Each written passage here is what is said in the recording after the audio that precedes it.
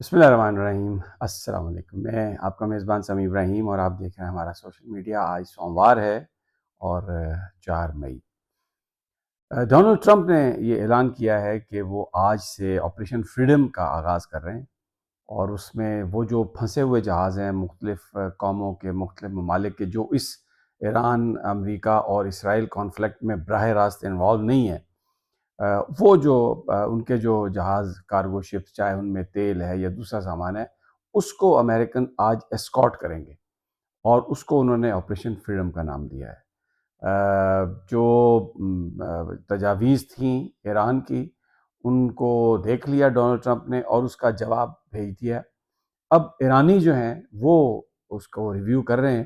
اور وہ اب بتائیں گے کہ کیا آگے کی حکمت عملی ہوگی۔ لیکن ٹینشن ہے، کشیدگی ہے، کیونکہ ایران نے یہ کہا ہے کہ جب تک جو اسٹریٹ آف ہرموز ہے،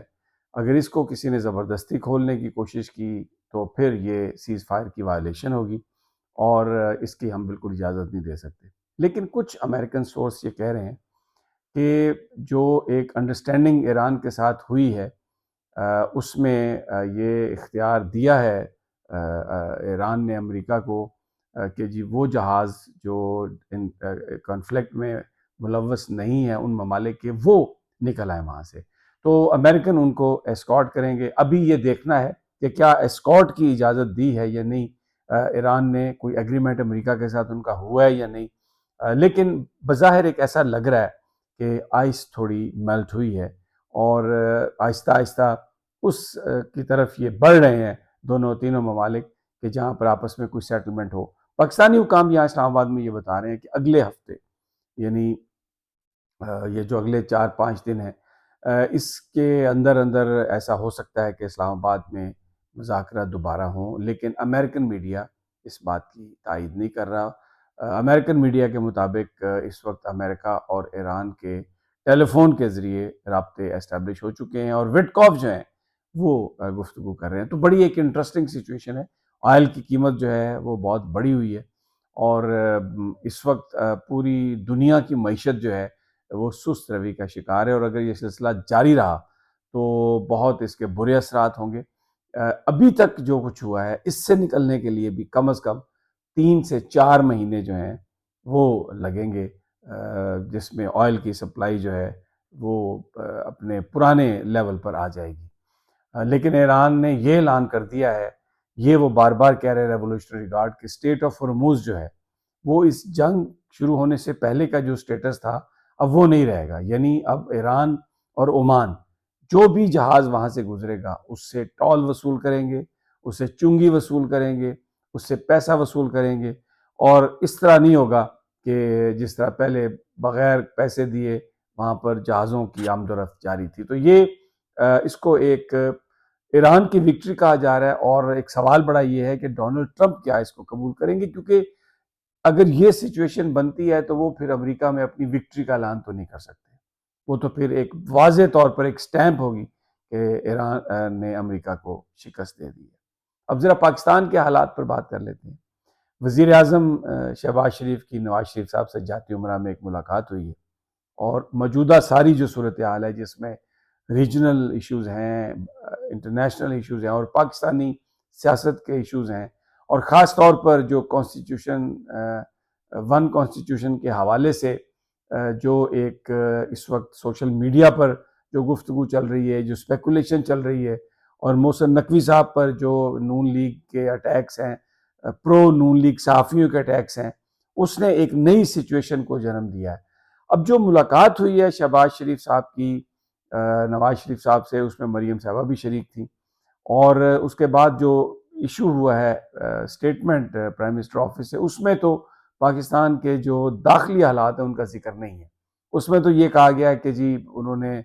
شہباز شریف صاحب نے نواز شریف صاحب کو اعتماد میں لیا، تیل کی قیمتوں پر اعتماد میں لیا،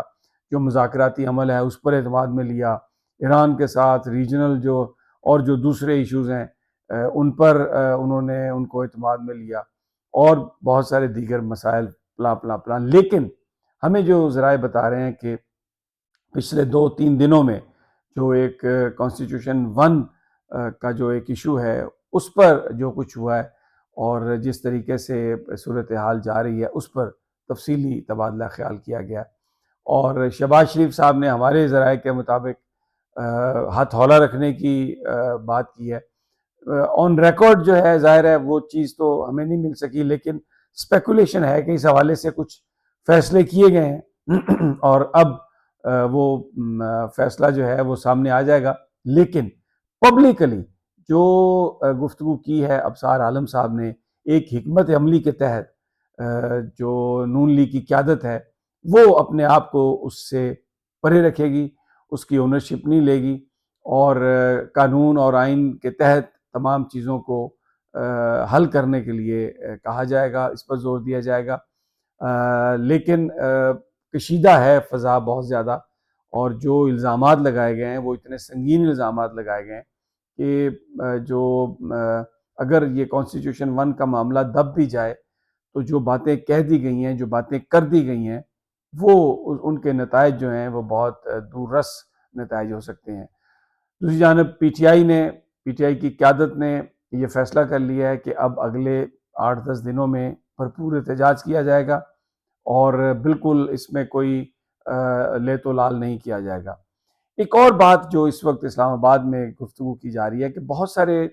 پرو گورنمنٹ جو صحافی ہیں جن کا ٹلٹ ہے، وہ اپنے کالمز میں جو بین الاقوامی صورتحال ہے اس کو جس وقت ڈسکس کرتے ہیں تو ایک خاص میسیج دیتے ہیں کہ اس وقت جو مسلمان ممالک ہیں ان کی حالت ایسی نہیں ہے کہ وہ لڑ سکیں اور وہ اپنی بات منوا سکیں، تو ان حالات میں بہتر یہ ہے کہ آپ مذاکراتی راستہ اختیار کریں اور کچھ چیزوں پر کمپرومائز کریں۔ بین الاقوامی طور پر تو وہ یہ کہتے ہوئے نظر آتے ہیں، لیکن ان صحافیوں میں نہ اتنی ہمت ہے، نہ اتنا ان کے اندر کلیئرٹی ہے کہ وہ پاکستان کے داخلی حالات کو دیکھتے ہوئے یہ تجویز دیں حکمرانوں کو، طاقتور لوگوں کو، کہ پاکستان میں بھی جو تمام سیاسی قوتیں ہیں، گروہ ہیں، پارٹیز ہیں، ان کے درمیان مذاکرات ہونے چاہیے، اور جو خاص طور پر تحریک انصاف کو جس طریقے سے دیوار کے ساتھ لگا دیا گیا ہے اور ان کی لیڈرشپ کو پولیٹیکلی ایلیمینیٹ کرنے کے ساتھ ساتھ فیئرز ہیں کہ ہو سکتا ہے جسمانی طور پر بھی انہیں کوئی نقصان پہنچے، تو اس کے خاتمے کے لیے بھی تو مذاکرات ہونے چاہیے۔ لیکن کیونکہ داخلی امور پر وہ یہ تجویز نہیں دیتے اور انٹرنیشنل اور ریجنل ایشو پر یہ تجویز دیتے ہیں، تو اس میں ایک میلافائڈی نظر آتی ہے کہ شاید پھر یہ اسرائیل کو ریکگنائز کرنے کے لیے، امریکن ہیجمنی کو قبول کرنے کے لیے، اور دوسری جو چیزیں ہیں جس میں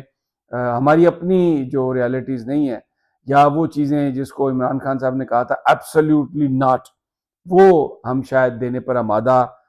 ہیں، اور اس کے لیے فضا بنائی جا رہی ہے یہ کہہ کر کہ مذاکراتی راستہ اختیار کیا جائے، ہم کسی کو ہرانے کی پوزیشن میں نہیں ہیں، اور عقل کا یہ تقاضا ہے، اور ماضی کے پورے جو وہ ایک حوالوں سے یہ بات کرتے ہیں، تو وہ میلافائڈی ہے، وہ بالکل ایک کوئی آنیسٹ کامنٹ نہیں ہے، وہ ایک سہولت کاری ہے اس رجیم کی جو فارم 47 کے نتیجے میں آئی ہے کہ اس کو جسٹیفیکیشن پرووائڈ کی جا سکے آنے والے وقتوں میں جو انٹرنیشنل فورمز پر یا ریجنل